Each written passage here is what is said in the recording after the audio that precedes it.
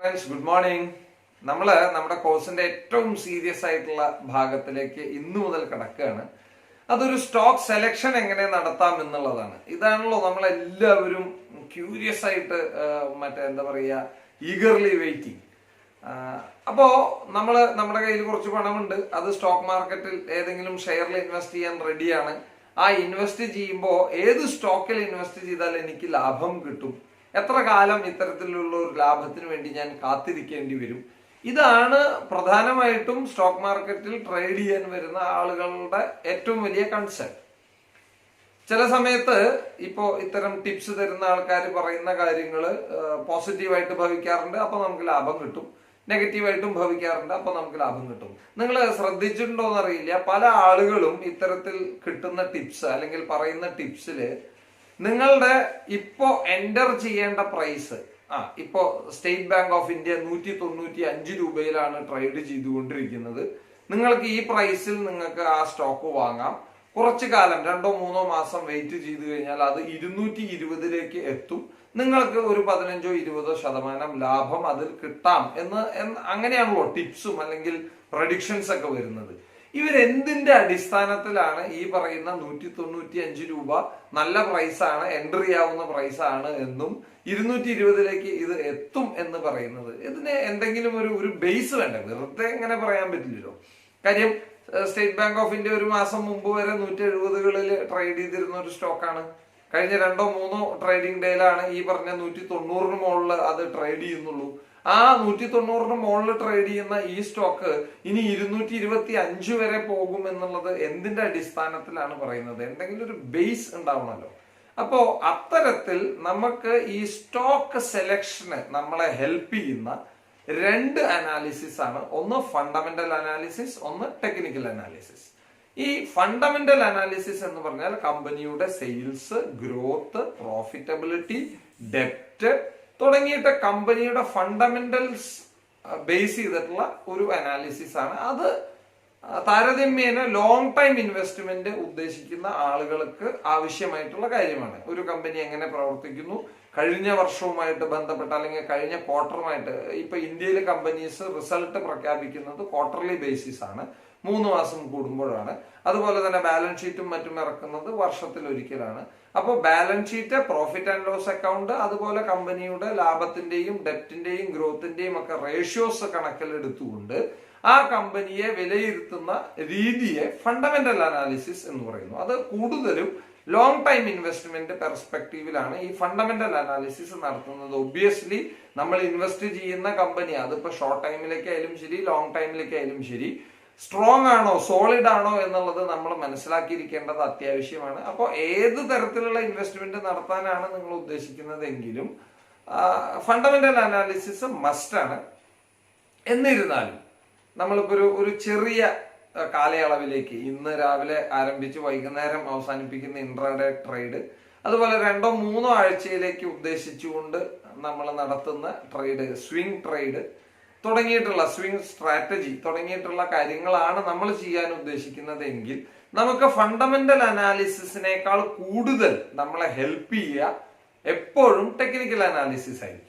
ഈ technical analysis എന്ന് പറഞ്ഞാൽ ആ സ്റ്റോക്കിന്റെ ഏത് ഷെയറിന്റെ ആണോ നമ്മൾ ഇത്തരത്തിൽ ടെക്നിക്കൽ അനാലിസിസ് നടത്താൻ ഉദ്ദേശിക്കുന്നത്, ആ സ്റ്റോക്കിന്റെ പ്രൈസും വോള്യവും കഴിഞ്ഞ കുറച്ച് ട്രേഡ് ഡേയ്സിലെ അതിന്റെ ട്രേഡിന്റെ സ്വഭാവവും, പ്രൈസ്, വോള്യം, അതുപോലെ ലാസ്റ്റ് ഒരു 5-6 ദിവസത്തെ ട്രേഡ് ഡേയ്സിലെ ആ സ്റ്റോക്കിന്റെ മൂവ്മെന്റും അല്ലെങ്കിൽ ട്രെൻഡും ഇത് മനസ്സിലാക്കിക്കൊണ്ട് ആ ട്രേഡിനെ അല്ലെങ്കിൽ ഭാവിയിൽ ഈ സ്റ്റോക്ക് എന്ത് പെർഫോം ചെയ്യാൻ സാധ്യതയുണ്ട് എന്ന് മനസ്സിലാക്കുന്ന രീതിയെ ആണ് ടെക്നിക്കൽ അനാലിസിസ് എന്ന് പറയുക. അപ്പൊ ഈ ടെക്നിക്കൽ അനാലിസിസ് നടത്തുന്ന സമയത്ത് ഞാൻ നേരത്തെ പറഞ്ഞ പോലെ അതിന്റെ ഫണ്ടമെന്റൽസോ പ്രോഫിറ്റബിലിറ്റിയോ സെയിൽസിന്റെ ഗ്രോത്തോ ഒന്നും തന്നെ അതിൽ കൺസിഡർ ചെയ്യാറില്ല.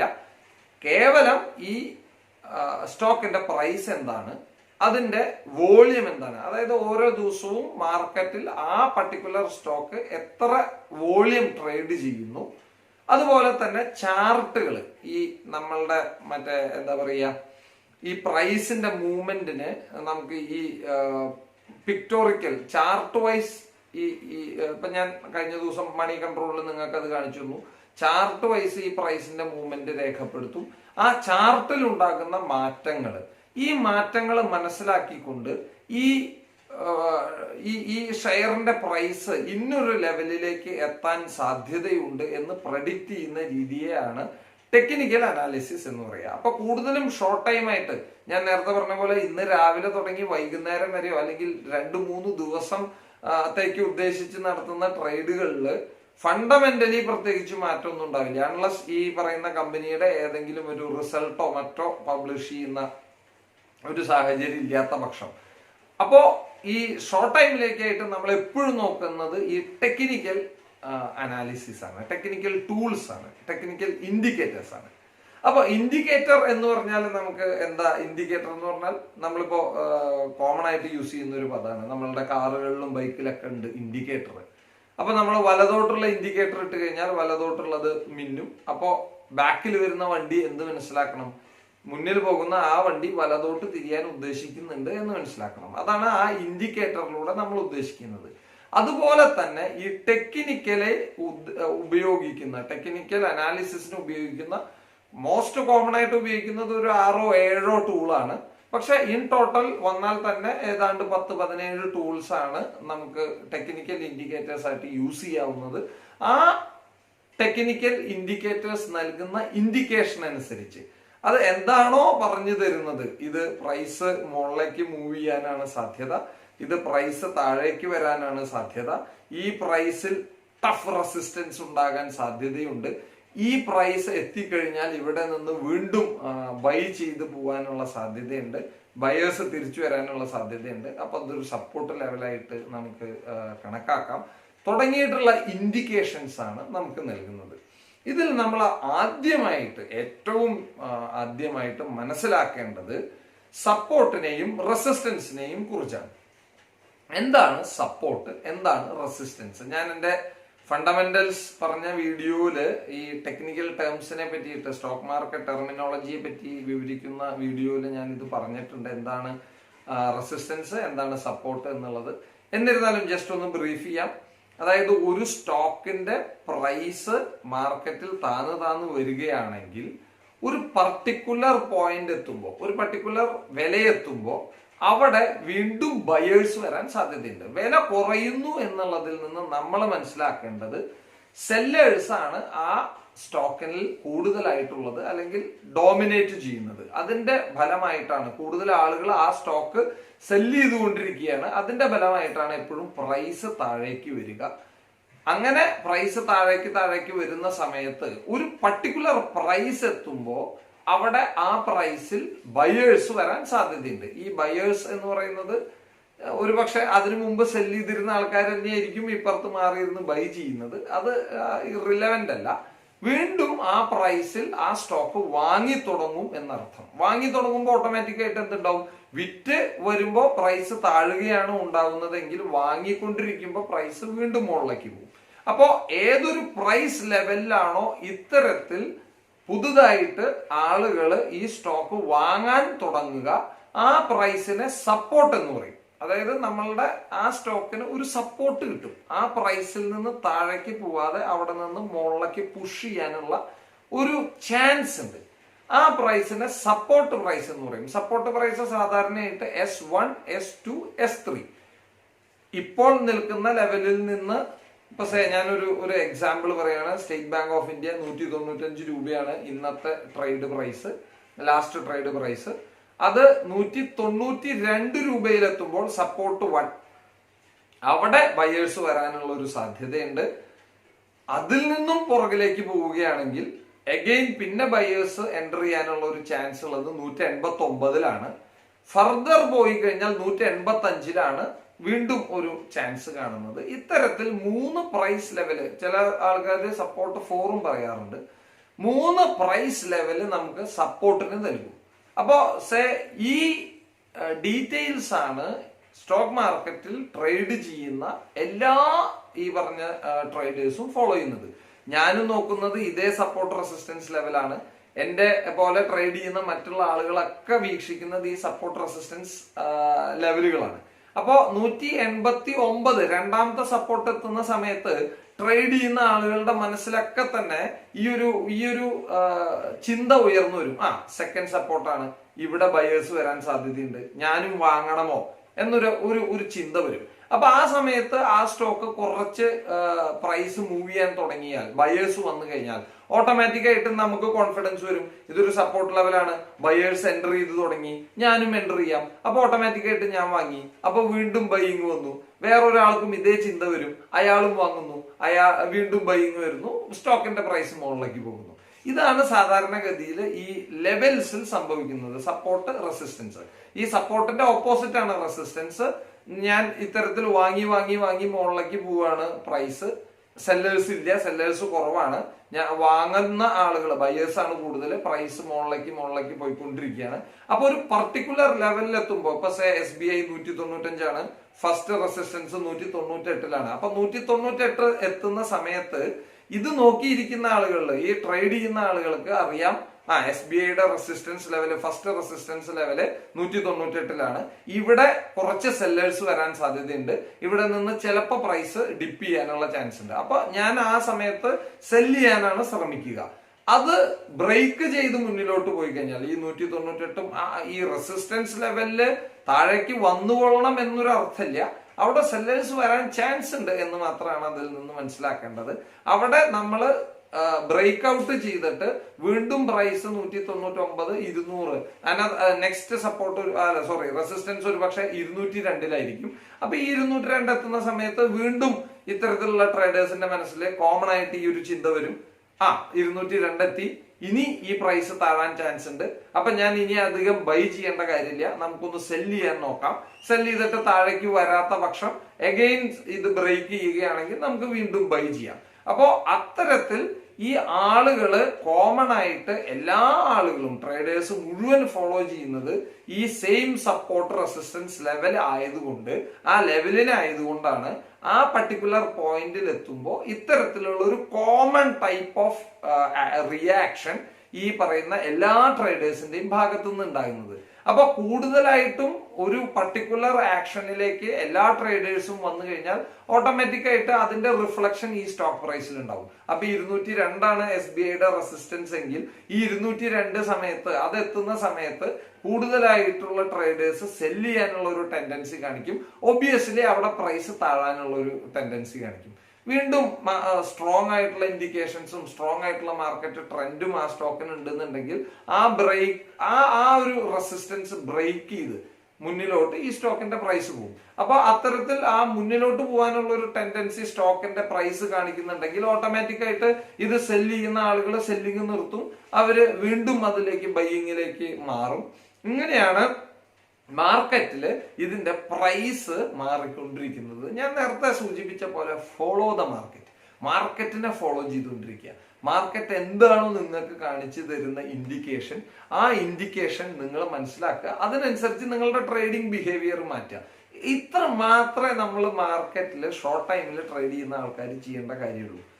അപ്പോ ഇതാണ് സപ്പോർട്ട് ആൻഡ് റെസിസ്റ്റൻസ്. ഈ സപ്പോർട്ട് റെസിസ്റ്റൻസ് പോയിന്റുകളിലാണ് സാധാരണയായിട്ട് ഈ പറയുന്ന സ്റ്റോക്കിന്റെ പ്രൈസിൽ അങ്ങോട്ടായാലും മുകളിലേക്കായാലും ചുവടക്കായാലും ഈ ചേഞ്ച് റിവേഴ്സ് സംഭവിക്കുന്നത്. മാർക്കറ്റിൽ ഇങ്ങനെ മുകളിലേക്ക് പ്രൈസ് ബൈ ചെയ്ത് മുകളിലേക്ക് പ്രൈസ് കയറി പോകുന്ന സമയത്ത് റെസിസ്റ്റൻസ് പോയിന്റിലാണ് സാധാരണഗതിയിൽ പ്രൈസ് റിവേഴ്സൽ സംഭവിക്കുക. റിവേഴ്സൽ എന്ന് പറഞ്ഞാൽ എന്താണോ സ്റ്റോക്കിന്റെ പ്രൈസ് കാണിച്ചു തന്നിരുന്നത് മൂവിങ് അപ്പ്, അതായത് കൂടി വരുന്നതായിരുന്നു കാണിച്ചുകൊണ്ടിരുന്നിരുന്നത്, അതൊരു പർട്ടിക്കുലർ പ്രൈസ് ലെവലിൽ എത്തുമ്പോൾ തിരിച്ച് റിവേഴ്സ് യു ടേൺ അടിക്കുകയാണ്, പ്രൈസ് താഴാൻ തുടങ്ങുകയാണ്. അപ്പൊ നമ്മൾ അതിൽ നിന്ന് മനസ്സിലാക്കേണ്ടത് ആ സ്റ്റോക്കിന് റെസിസ്റ്റൻസ് ഉണ്ട്, ആ പ്രൈസിൽ റെസിസ്റ്റൻസ് ഉണ്ട്. നേരെ തിരിച്ച് പ്രൈസ് താന്നു വരികയാണ്. ആ താന്നു വരുന്ന സമയത്ത് ഒരു പർട്ടിക്കുലർ ലെവലിൽ എത്തുമ്പോൾ ആ പ്രൈസിന്റെ ഫാളിങ് നിൽക്കുകയും അവിടെ നിന്ന് തിരിച്ചു മുകളിലേക്ക് ഉയരാൻ തുടങ്ങുകയും ചെയ്യുന്നു. ആ പ്രൈസിനെ സപ്പോർട്ട് പ്രൈസ് എന്ന് പറയുന്നു. സപ്പോർട്ട് എടുത്തു, ആ സ്റ്റോക്ക് സപ്പോർട്ട് എടുത്തു എന്ന് നമുക്ക് മനസ്സിലാക്കാം. അപ്പോ ഈ ഓരോ ഷെയറിന്റെയും അല്ലെങ്കിൽ ഇൻഡെക്സുകളുടെയും ഈ പറയുന്ന സപ്പോർട്ടും റെസിസ്റ്റൻസും എന്തിന്റെ അടിസ്ഥാനത്തിലാണ് രൂപീകരിക്കുന്നത്? അപ്പൊ നമുക്കറിയില്ല ഏതാണ് ഇതിന്റെ റെസിസ്റ്റൻസ്, എവിടെയാണ് ഇതിന്റെ സപ്പോർട്ട് കിടക്കുന്നത് എന്നുള്ളത് നമുക്കറിയില്ല. അപ്പോൾ എങ്ങനെയാണ് അത് കണ്ടുപിടിക്കുക? അത് കണ്ടുപിടിച്ചാൽ മാത്രമാണല്ലോ നമുക്ക് ആ ലെവൽ എത്തുമ്പോൾ നമ്മളുടെ ട്രേഡിനെ ഫോം ചെയ്യാൻ പറ്റുള്ളൂ. അപ്പോൾ അത് കണ്ടുപിടിക്കാനായിട്ട് മോസ്റ്റ് കോമൺലി യൂസ് ചെയ്യുന്ന മെത്തേഡാണ് പിവോട്ട് എന്ന് പറയുന്നത്, പിവോട്ട് ചാർട്ട് മെത്തേഡ്.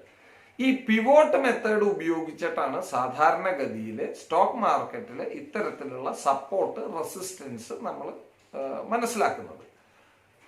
ഇപ്പോ നമ്മൾ നേരത്തെ പറഞ്ഞ പോലെ ഈ പിവോട്ട് എങ്ങനെ കണ്ടുപിടിക്കാമെന്നും അതിന്റെ കാൽക്കുലേഷൻ നമ്മൾ കാൽക്കുലേറ്റർ എടുത്ത് അടിച്ചു നോക്കി മനസ്സിലാക്കേണ്ട ഒന്നും കാര്യമില്ല. ഓരോ സ്റ്റോക്കിന്റെയും പിവോട്ട് ലെവലും സപ്പോർട്ടും റെസിസ്റ്റൻസും മണി കൺട്രോൾ പോലെ, അല്ലാന്നുണ്ടെങ്കിൽ സ്റ്റോക്ക് ട്രേഡ് എന്നൊക്കെ പറഞ്ഞിട്ട് ഒരുപാട് ഇത്തരത്തിലുള്ള വെബ്സൈറ്റുകൾ ഉണ്ട്. ആ വെബ്സൈറ്റിൽ നോക്കി കഴിഞ്ഞ് കഴിഞ്ഞാൽ ഈവൻ മൊബൈൽ ആപ്സ് ഉണ്ട്, പിവോട്ട് കാൽക്കുലേറ്റേഴ്സ് ഉണ്ട്. അതിലൊക്കെ നമ്മൾ ജസ്റ്റ് ഈ പ്രൈസ് അടിച്ചു കൊടുത്തു കഴിഞ്ഞാൽ നമുക്ക് അതിന്റെ കാൽക്കുലേഷൻ ഇങ്ങോട്ട് കിട്ടും. അപ്പോൾ കാൽക്കുലേഷൻ പാർട്ട് അത്ര ഇമ്പോർട്ടന്റ് അല്ല, കാര്യം നമുക്ക് റെഡിമെയ്ഡ് അതിന്റെ വാല്യൂസ് കിട്ടാനുള്ളത് കൊണ്ട്.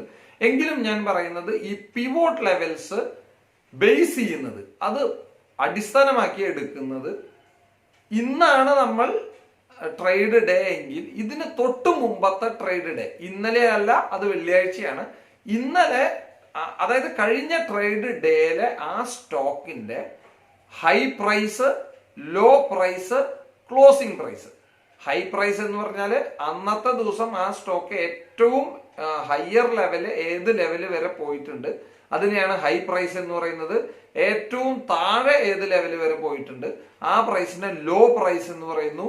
അതുപോലെ തന്നെ ഏത് പ്രൈസിലാണ് ക്ലോസ് ചെയ്തത്. ചിലപ്പോ ഇന്ന് കഴിഞ്ഞ ദിവസം SBI ഓപ്പൺ ചെയ്തത് 196 രൂപ നിരക്കിലാണ്, 197 രൂപ നിരക്കിലാണ്. അന്ന് അത് 201 വരേക്കും പോയി. പക്ഷെ ക്ലോസ് ചെയ്ത സമയത്ത് 195ലേക്ക് താന്നു വരികയാണ് ഉണ്ടായത്. അതിന്റെ ഇടയിൽ 194 വരെ പോയിട്ടുണ്ട്. അപ്പോ അന്നത്തെ ട്രേഡ് ഡേയില് ഹൈ എന്താണ്, ലോ എന്താണ്, ക്ലോസ് എന്താണ് എന്നുള്ളതൊക്കെ ടെക്നിക്കൽ മറ്റേ സ്റ്റോക്ക് മാർക്കറ്റ് ടെർമിനോളജിയിലുണ്ട്. കേൾക്കാത്തവര് കേൾക്കുക, മനസ്സിലാക്കുക. ഇനി അത് മനസ്സിലാക്കാതെ ഇത് കണ്ടിട്ട് പൊട്ടം പൂരം കാണുന്ന പോലെ ആവുള്ളൂ. കാര്യം എല്ലാം അങ്ങനത്തെ ടെർമിനോളജീസ് വെച്ചിട്ടാണ് ഡിസ്ക്രൈബ് ചെയ്യുക. അപ്പോ കഴിഞ്ഞ ട്രേഡ് ഡേയില് ആ സ്റ്റോക്കിന്റെ ഹൈ പ്രൈസ് ഏതാണ്, ലോ പ്രൈസ് ഏതാണ്, ക്ലോസിംഗ് പ്രൈസ് ഏതാണ്, ഈ പ്രൈസുകളുടെ ഒരു ആവറേജ് ആണ്. സാധാരണ ഇന്ത്യയിൽ ഇപ്പൊ പിവോട്ട്സ് കണക്കാക്കുന്നത് 5 മെത്തേഡ് ഉപയോഗിച്ചിട്ടാണ്. ഹൈ, ലോ, അതുപോലെ തന്നെ മറ്റേ ക്ലോസിംഗ് പ്രൈസ്, അതിന്റെ സപ്പോർട്ട്, റെസിസ്റ്റൻസ്, ഈ 5 പ്രൈസിന്റെയും ആവറേജ് ആണ് പിവോട്ട് പ്രൈസ് ആയിട്ട് കണക്കാക്കുന്നത്. പിവോട്ട് പ്രൈസ് എന്ന് പറഞ്ഞാൽ ഒരു സെൻട്രൽ പ്രൈസ് എന്ന് പറയാം, ഒരു മിഡിൽ പോയിന്റ് ആണ്. അവിടുന്ന് അങ്ങോട്ട് മുന്നിലൊക്കെ ആണെങ്കിൽ റെസിസ്റ്റൻസ് പോയിന്റുകളായിരിക്കും, താഴേക്കാണ് പോകുന്നതെങ്കിൽ സപ്പോർട്ട് പോയിന്റ്സ് ആയിരിക്കും. അപ്പോ ഈ പിവോട്ട് കണക്കാക്കുന്നത് കഴിഞ്ഞ ട്രേഡ് ഡേയുടെ high, low, close, support, resistance, ഇതിന്റെ ആവറേജിന്റെ ബേസിസിലാണ്. ഞാൻ കാൽക്കുലേഷൻ എങ്ങനെയാണ് എന്നൊന്ന് പറഞ്ഞു എന്ന് മാത്രം. നമ്മൾ സാധാരണഗതിയിൽ അങ്ങനെ കാൽക്കുലേറ്റ് ചെയ്ത് മനസ്സിലാക്കേണ്ട കാര്യമില്ല. ജസ്റ്റ് ഏതെങ്കിലും മണി കൺട്രോൾ പോലത്തെ സൈറ്റ് നോക്കി കഴിഞ്ഞിട്ട് ഈ പറയുന്ന പിവോട്ട് ലെവൽസ് ഏതാണ് എന്ന് നമ്മൾ മനസ്സിലാക്കുക.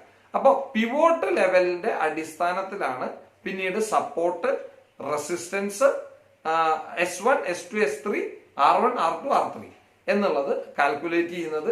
അതിന്റെ കാൽക്കുലേഷൻ സൈഡ് നേരത്തെ പറഞ്ഞ പോലെ ഈ സപ്പോർട്ട് 1നെ കാൽക്കുലേറ്റ് ചെയ്യുന്നത് pivot point into 2 minus previous high എന്നുള്ളതാണ്. സപ്പോർട്ട് 2നെ കാൽക്കുലേറ്റ് ചെയ്യുന്നത് pivot point minus previous high minus previous low എന്നുള്ളതാണ്. ഇതൊന്നും നിങ്ങൾ മനസ്സിലാക്കേണ്ട കാര്യമില്ല. റെസിസ്റ്റൻസ് 1നെ pivot point into 2 minus previous low എന്നുള്ളതാണ്. ഇതെല്ലാം നമുക്ക് റെഡിമെയ്ഡ് ഈ വാല്യൂസ് കിട്ടാനുണ്ട്. അപ്പൊ അത് കാരണം അതിന്റെ കാൽക്കുലേഷൻ പാർട്ടിനെ പറ്റിയിട്ട് ബോധർ ചെയ്യേണ്ട കാര്യമില്ല. ഇതെന്താണ് എന്ന് മാത്രം മനസ്സിലാക്കിയാൽ മതി. അപ്പോ പിവോട്ട് പോയിന്റ് കണക്കാക്കുക, സപ്പോർട്ട് എടുക്കുക, റെസിസ്റ്റൻസ് മനസ്സിലാക്കുക. ആ പോയിന്റിൽ ഈ പറയുന്ന സ്റ്റോക്കിലെ ട്രേഡിൽ ഉണ്ടാകുന്ന വ്യതിയാനം നിങ്ങൾ ഫോളോ ചെയ്യുക, നോക്കുക, മനസ്സിലാക്കുക. അപ്പോ ഈ പിവോട്ട് പോയിന്റ്സ് തന്നെയാണ് ഇന്ത്യയിൽ ട്രേഡ് ചെയ്യുന്ന ദശലക്ഷക്കണക്കിന് ആളുകൾ അറ്റ് എ ടൈം ഫോളോ ചെയ്യുന്നത്. അപ്പോൾ ആ സാധനം തന്നെ, ഒരു കാര്യം തന്നെ എല്ലാ ആളുകളും ഫോളോ ചെയ്യുന്നത് കൊണ്ട് ആ പോയിന്റ്സില്, ആ വാല്യൂസിൽ ഈ പറയുന്ന ട്രേഡില് പ്രകടമായ മാറ്റങ്ങൾ അല്ലാന്നുണ്ടെങ്കിൽ നമ്മൾ പ്രഡിക്റ്റ് ചെയ്യുന്ന പോലെയുള്ള കാര്യങ്ങൾ സംഭവിക്കാനുള്ള സാധ്യതയുണ്ട്. കൂടുതലായിട്ട് ഇപ്പൊ അല്ലാതെ ടെക്നിക്കൽ അനാലിസിസ് നിങ്ങൾക്ക് പറഞ്ഞു തരുന്നത് ഭയങ്കരമായിട്ടുള്ള സയന്റിഫിക് ആയിട്ടുള്ള മെത്തേഡ് ഉപയോഗിച്ചിട്ടൊന്നുമല്ല. ഒരു സ്ട്രാറ്റജി ഒരുപാട് ആളുകൾ ഫോളോ ചെയ്യുന്ന സമയത്ത് ഒബ്വിയസ്ലി ഞാൻ നേരത്തെ പറഞ്ഞ പോലെ ആ പർട്ടിക്കുലർ പോയിന്റിൽ ഒരേപോലെ ചിന്തിച്ചു കഴിഞ്ഞാൽ ആ തരത്തിലുള്ള ആക്ഷൻ മാർക്കറ്റിൽ ഉണ്ടാവാനുള്ള സാധ്യതയുണ്ട്. വളരെ ജെന്റ്ലി സ്പീക്കിംഗ്, സിംപ്ലി സ്പീക്കിംഗ്, അതാണ് ഈ പോയിന്റ്സിൽ, ടെക്നിക്കൽ ഇൻഡിക്കേറ്റേഴ്സ് നൽകുന്ന പോയിന്റ്സിൽ, പ്രൈസ് പോയിന്റ്സിൽ നടക്കുന്ന കാര്യം. അപ്പോൾ ടെക്നിക്കൽ ഇൻഡിക്കേറ്റേഴ്സ് എന്ന് പറഞ്ഞാൽ ഇത്രയേ ഉള്ളൂ. നമ്മളുടെ പ്രൈസ്, വോളിയം, മാർക്കറ്റിലെ ട്രെൻഡ്. ഇത് ഒരുപക്ഷെ ഫണ്ടമെന്റലി വളരെ വീക്ക് ആയിട്ടുള്ള കമ്പനി ആയിരിക്കും, മാർക്കറ്റിൽ അതിന്റെ പ്രൈസ് മുകളിലൊക്കെ ആയിരിക്കും പോകുന്നുണ്ടാവുക. ചിലപ്പോൾ ഫണ്ടമെന്റലി സ്ട്രോങ് ആയിട്ടുള്ള കമ്പനി ആയിരിക്കും, മാർക്കറ്റിൽ പ്രൈസ് താഴേക്ക് ആയിരിക്കും വരുന്നുണ്ടാവുക. അപ്പോൾ ഫണ്ടമെന്റൽ അനാലിസിസ് നടത്തിയിട്ട് എന്താണ് ഇത് ഇങ്ങനെ നടക്കുന്നത് എന്ന് ചോദിച്ചാൽ നമുക്ക് അതിന് ഉത്തരമില്ല. അപ്പോൾ അതൊരു ഒരു ഒരു റീസെന്റ് അല്ലെങ്കിൽ ആ മാർക്കറ്റിലെ ഒരു ഇപ്പോഴത്തെ ഒരു ഷോർട്ട് ടൈം ട്രെൻഡ് ആയിട്ട് നമുക്കതിനെ മനസ്സിലാക്കാം. അപ്പോൾ പ്രൈസ്, വോളിയം, ട്രെൻഡ്, ഇതിന്റെ മൂന്നിന്റെയും അടിസ്ഥാനത്തിൽ ഷോർട്ട് ടൈം ട്രേഡിനായിട്ട് നമുക്ക് ഫോളോ ചെയ്യാവുന്ന മെത്തേഡാണ് ടെക്നിക്കൽ അനാലിസിസ്. അതിൽ ആദ്യത്തത് പിവോട്ട് ചാർട്ടാണ്. പിവോട്ട് ചാർട്ടിനെ പറ്റിയിട്ട് ഞാൻ നിങ്ങളോട് സൂചിപ്പിച്ചു കഴിഞ്ഞു. പിവോട്ട് പോയിന്റ് കണ്ടുപിടിക്കുന്നത് എങ്ങനെയെന്ന് പറഞ്ഞു, സപ്പോർട്ട് റെസിസ്റ്റൻസ് എന്താണെന്ന് സവിസ്തരം പറഞ്ഞിട്ടുണ്ട്, അതിലുണ്ടാവാവുന്ന മാറ്റങ്ങൾ എന്തൊക്കെയാണെന്ന് പറഞ്ഞു, അതിനുള്ള കാരണം എന്താണെന്ന് പറഞ്ഞു. അപ്പോൾ പിവോട്ട് പോയിന്റ്സ് കണ്ടുപിടിക്കാൻ നമ്മൾ വീണ്ടും തലമുണ്ടാക്കേണ്ട കാര്യമില്ല. ഈ ഇത്തരത്തിലുള്ള വെബ്സൈറ്റുകൾ ഫോളോ ചെയ്താൽ മതി. അത് ഏതൊക്കെയാണെന്ന് ഞാൻ പിന്നീട് പറഞ്ഞു തരാം, പേടിക്കേണ്ട കാര്യമില്ല. മണി കൺട്രോൾ മതി, അതിൽ എല്ലാ ഡീറ്റെയിൽസും ഉണ്ട്. അപ്പോൾ ഈ ഇൻഫർമേഷൻസ് നിങ്ങൾക്ക് ഹെൽപ്ഫുൾ ആയി എന്ന് വിചാരിക്കുന്നു. അങ്ങനെ ഉണ്ടെങ്കിൽ ദയവ് ചെയ്ത് ചാനൽ സബ്സ്ക്രൈബ് ചെയ്യുക. അടുത്ത വീഡിയോ മറ്റൊരു ഇനി RSI എന്ന് പറയുന്ന റിലേറ്റീവ് സ്ട്രെങ്ത് ഇൻഡെക്സ് എന്ന് പറയുന്ന ഒരു അനദർ ടെക്നിക്കൽ ഇൻഡിക്കേറ്ററിനെ കുറിച്ചിട്ടാണ്. അപ്പോൾ അത് നാളെ അപ്ലോഡ് ചെയ്യുന്നതായിരിക്കും. അതുവരേക്കും നന്ദി, നമസ്കാരം.